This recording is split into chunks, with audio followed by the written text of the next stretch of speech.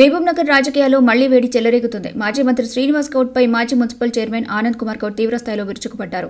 జిల్లా కేంద్రంలోని కాంగ్రెస్ కార్యాలయంలో విలేకరుల సమావేశం నిర్వహించిన ఆయన ఆడైన రాజకీయ డ్రామా చాలు, శ్రీనివాస్ గౌడ్ పట్టణ అభివృద్ధి చూసి అవాక్కవుతున్నావా అంటూ మండిపడ్డారు. ఉదయం ఒక రిక్షా కూలీని పట్టుకుని యూరియా సమస్యపై రాజకీయాలు చేయడం సరికాదని ప్రశ్నించారు. పిచ్చకుంట్ల కుటుంబానికి చెందిన రిక్షా కూలీ కళ్లు తిరిగి పడిపోతే ఆ వ్యక్తిని రాజకీయాల కోసం వాడుకోవడం సమంజసమేనా అని నిలదీశారు. బీఆర్ఎస్ పాలనలో యూరియా కోసం పడిగాపులు కాసిన రోజులు ప్రజలు మర్చిపోలేదని, ఇకనైనా ఓడిపోవడానికి కారణాలు ఆత్మపరిశీలన చేసుకోవాలని హితవు పలికారు. యూరియా విషయంలో శ్రీనివాస్ గౌడ్ గారు ఏదైతే రైతులు ఇబ్బందులు పడుతూ ఉన్నారు, రైతులకు ఇబ్బంది పెట్టే విధంగా ఈ ప్రభుత్వం చేస్తుందని కూడా చెప్తున్నాడు. గత ప్రభుత్వంలో ఉన్నప్పుడు రైతులకు ఇబ్బంది పెట్టిన విషయాన్ని ప్రూఫ్తో సహా వీడియో చూపించడం జరిగింది. రైతులు ఎవరైతే ఈరోజు ఏదైనా ఒక సమస్యను ఆయన ఎక్కడ పోతే ఏ సమస్య దొరుకుతుందని పొద్దుగాలు లేచి రాత్రి వరకు వెతుక్కుంటూ తిరుగుతున్నాడు. సమస్య వెతుక్కునే కంటే ఈరోజు మహబూబ్నగర్లో జరుగుతున్న అభివృద్ధిని చూసి ఆయన ఇంకేమి దొరకక ఏం దొరుకుతుందా అని వెతుకుతున్నాడు పొద్దుగాలు లేచి. క్లియర్గా కనిపిస్తుంది ఆయన రైతు కాదు, ఆయన రిక్షా కార్మికుడు. ఆయనకు నిజంగా కూడా ఒక మూర్ఛ అంటే ఫిట్స్ వస్తాయి, ఆయనకు ఒక చిన్న అంటే రెగ్యులర్గా ఆయనకు ఫిట్స్ వస్తాయనేది కూడా ఆ డాక్టర్ దగ్గరికి వెళ్తే ఆయన చెప్పిండు. ఆంజనేయులు, పిచ్చగుంట్ల ఆంజనేయులు ఆయన పేరు. ఆయన వచ్చింది అసలు యూరియా కానే కాదు, ఆయన వేరే పని మీద ఆయన ఆరోగ్యం చూపించుకోవడానికి హాస్పిటల్ చూపించుకోవడానికి వస్తే అక్కడ ఆయనకు ఫిట్స్ వస్తే దాన్ని కూడా రైతు అని చెప్పి ఏదో ఒకటి దొరికించుకొని పబ్లిక్ను వీళ్ళు నమ్మే విధంగా ఆయన అంతా క్రియేటివిటీ చేసి అంబులెన్స్ తెప్పించి అక్కడే ఉండి ఆయన షిఫ్ట్ చేసి పంపించినట్టుగా చేస్తూ ఉన్నాడు. ఒకే ఒకటి, ప్రజలు నిజంగా కూడా అన్ని విషయాల మీద నీపైతే పూర్తి అవగాహన కలిగిన ప్రజలంటే మహబూబ్నగర్ నియోజకవర్గ ప్రజలు.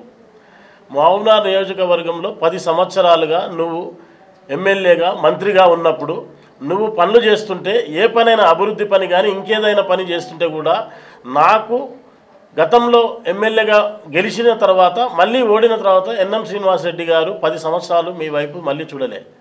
మహబూబ్నగర్ ప్రజలు ఏదో కొంత నన్ను విస్మరించి నన్ను ఏదో ఉద్దేశంలో నన్ను వాళ్ళు ఇచ్చేసారు కాబట్టి నేను అనవసరంగా కలగజేసుకొని అక్కడ ఉన్న అభివృద్ధిని అడ్డుకోవడము, ప్రతి విషయంలో కూడా ఇన్వాల్వ్ కావడం తప్పని చెప్పి వాళ్ళు అర్థం చేసుకొని ఎవరిని కూడా అనవసరంగా ఎక్కడ కూడా ఏం మాట్లాడకుండా వాళ్ళను అపోజ్ చేయకుండా వ్యతిరేకించకుండా కామ్గా మహబూబ్నగర్ ప్రజలకు అభివృద్ధి చేసినా సరే ఇంకే పైన చేసినా సరే దాని విషయంలో అడ్డు జరగకుండా ఆయన ఉన్నాడు. ఒకటి చెప్తున్నా, 2 సంవత్సరాలు కాకముందే నువ్వు 6 నెలల నుంచి నువ్వు కరెక్ట్గా నువ్వు ఈరోజు వరకు కూడా కనీసం నువ్వు ప్రజలు ఎవరైతే ఉన్నారో నీ మీద నమ్మకం లేక ప్రజలు ఎన్ఎం శ్రీనివాసరెడ్డి గారికి కాంగ్రెస్ ప్రభుత్వం మీద నమ్మకంతో ఈరోజు ఓట్లేసి గెలిపించారు.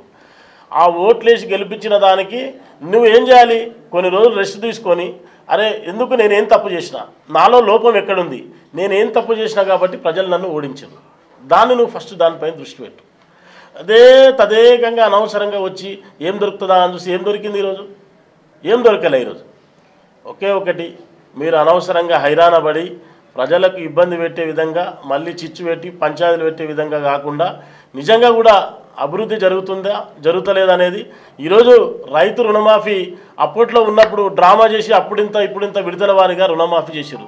ఈరోజు గెలిచిన 1 నెల 2 నెలలు ఇమీడియట్గా కాంగ్రెస్ ప్రభుత్వం రేవంత్ రెడ్డి గారు చెప్పిన మాట ప్రకారం ఏం ఆశించకుండా ఏం ఆలోచించకుండా కోట్ల రూపాయలను రుణమాఫీ చేసిండు.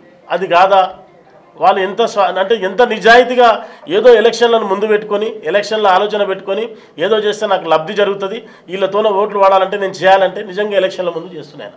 ఎలక్షన్లు అయిపోయిన ఇమీడియట్గా రుణమాఫీ చేసినంటే ఏం ఆశించకుండా రైతులతో ఎలాంటి గేమ్లు ఆడకూడదు. రైతులు నిజంగా కూడా నిష్పక్షపాతంగా కాంగ్రెస్ పార్టీకి ఓట్లు వేసినారు. రైతులతో డ్రామాలు ఆడినవాడు కూడా ఎవ్వడు కూడా ముందుకు రాలేదని రైతుల దగ్గర డ్రామాలు ఆడకుండా నిజంగా కూడా వారికి ఈరోజు రైతు భరోసా కానీ అన్నీ కూడా రైతుల విషయంలో ఈరోజు రైతుల విషయంలో కాదు ప్రతి విషయంలో కూడా నిజాయితీగా కాంగ్రెస్ ప్రభుత్వం ఈరోజు పనిచేస్తూ ఉంది. ఒకే ఒకటి, శ్రీనివాస్ గౌడ్ గారు మీరు ఒక్కటే గుర్తించండి, మహబూబ్నగర్ ప్రజలు మిమ్మల్ని విశ్వసించరు.